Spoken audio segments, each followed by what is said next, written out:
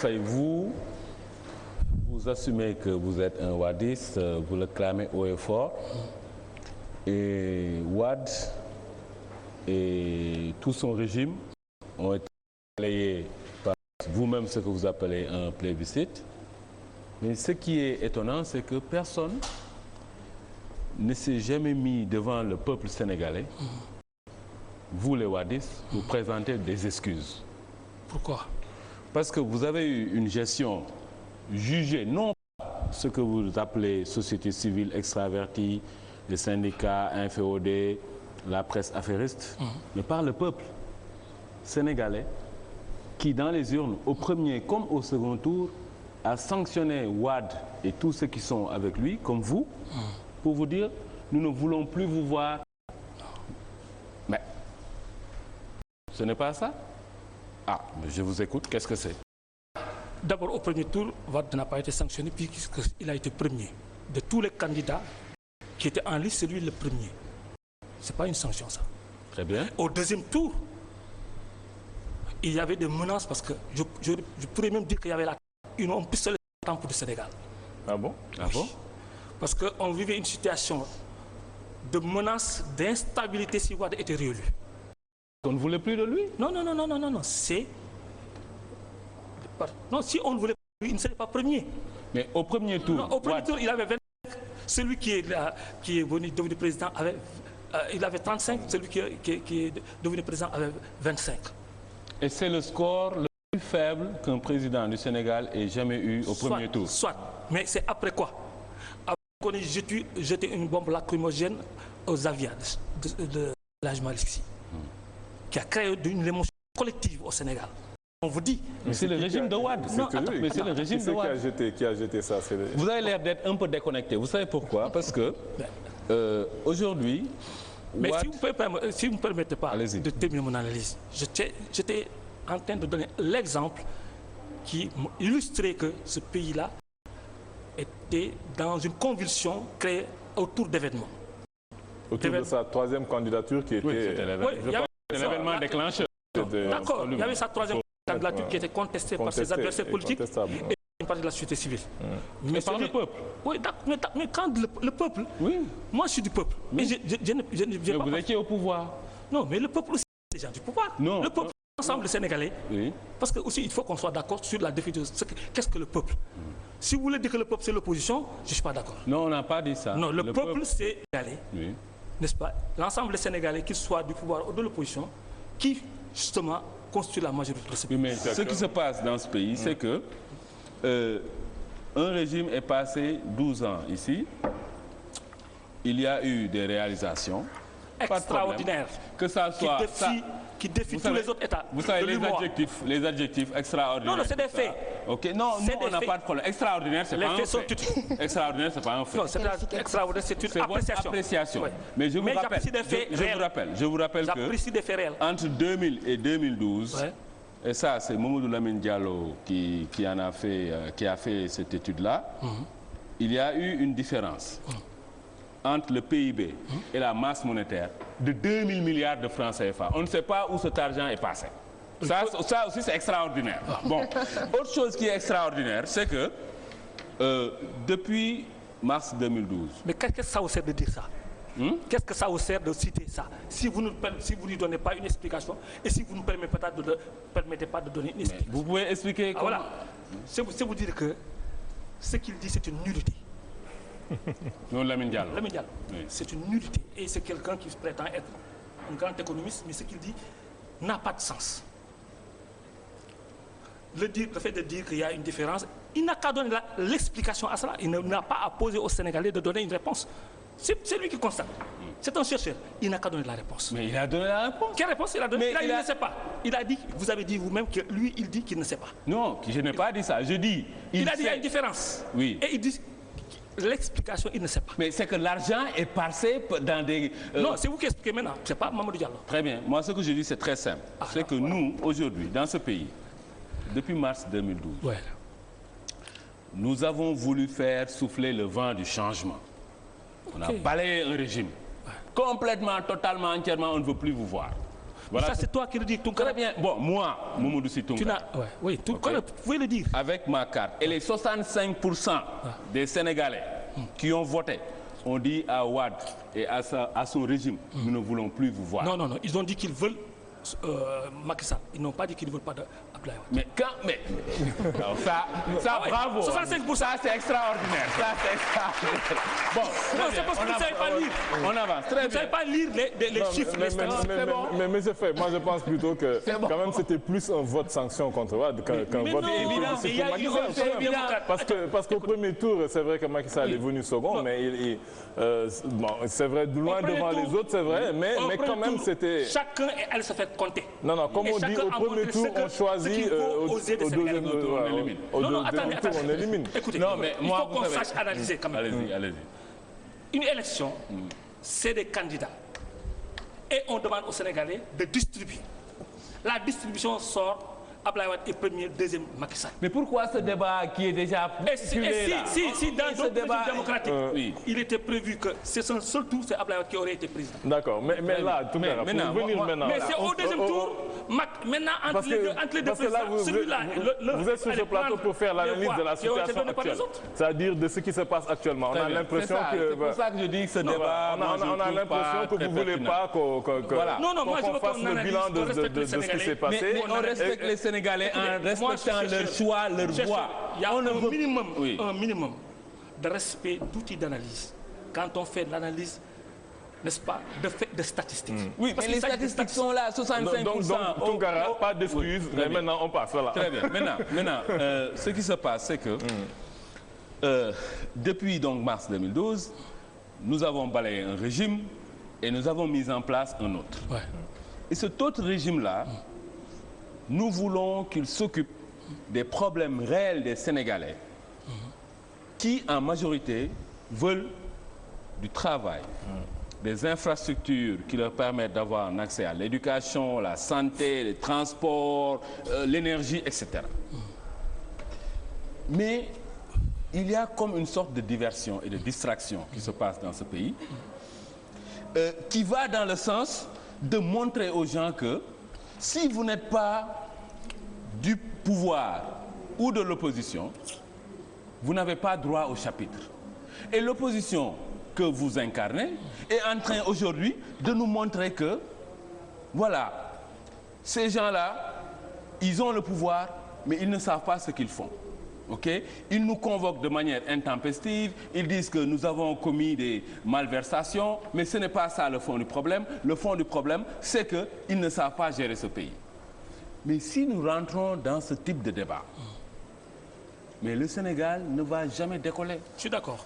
Vous devez aujourd'hui... Là, au moins, je souligne mon point d'accord avec vous. Très bien. Vous devez aujourd'hui, vous, l'opposition, garder votre sérénité.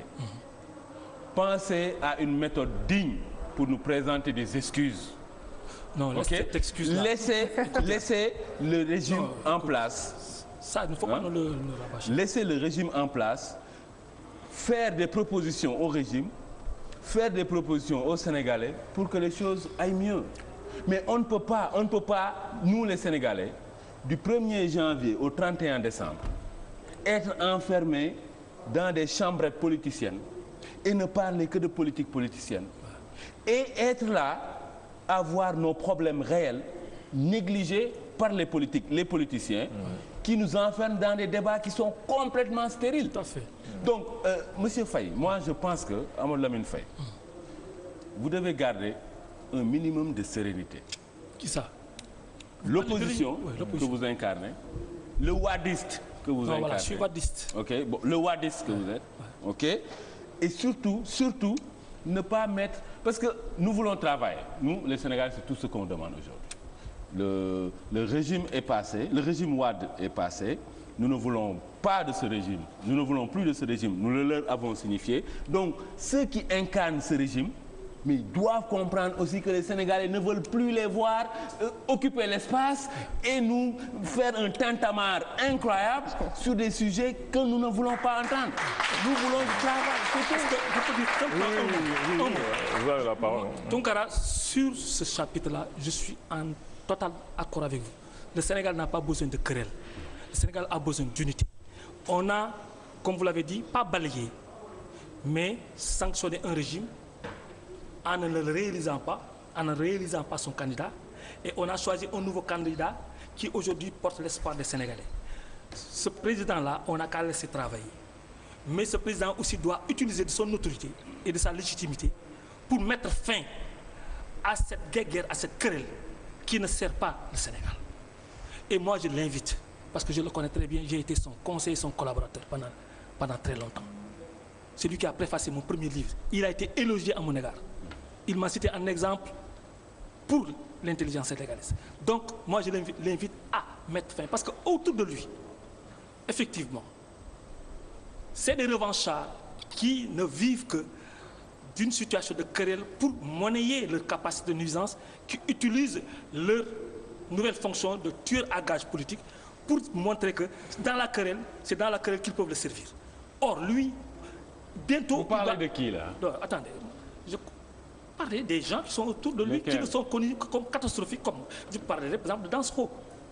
Il n'a rien à faire avec un gars comme ça qui, son premier job dans sa vie a été ministre sous Abdou Diouf, qui n'a, sur le plan de la représentativité politique, ne représente rien et qui est connu que sur des discours catastrophiques et qui met les Sénégalais les uns contre les autres. Par exemple, lui, il a dit qu'ils ont identifié 2200 milliards planqués par votre régime. Mais lui, quand il dit cela, il devrait avoir l'esprit de suite et la responsabilité de dire voilà où se trouve cet argent-là, au moins pour ne pas considérer insulter l'intelligence. Mais vous, pour vous, insulter l'intelligence Dansokho est un catastrophiste. Parce que quand quelqu'un... Mamadou Lamine Diallo est nul. Donc tout ce qui parle de cet argent mais ça fait 9 mois, 10 mois qu'on parle d'argent et jusqu'à maintenant, on ne nous dit pas où se trouve l'argent et qui a pris cet argent.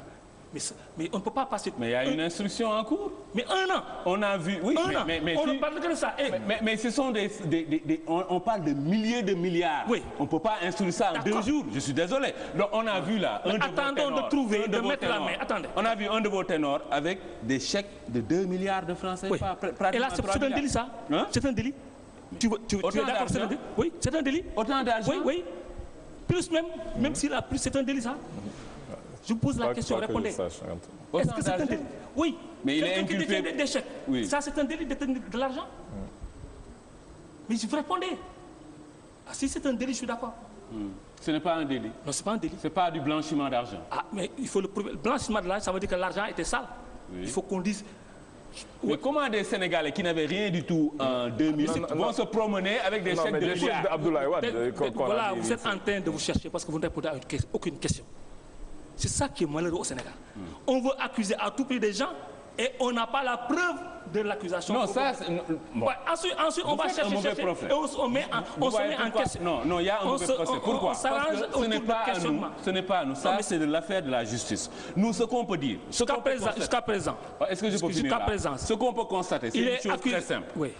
C'est qu'un monsieur se promène avec des chèques atteignant des milliards de francs CFA. Très bien. Émis par qui? Émis par le président Wade, on a dit. Voilà. Très bien. Émis par des gens qui en 2000... Non, émis par le président Wade. Par le président Wade qui...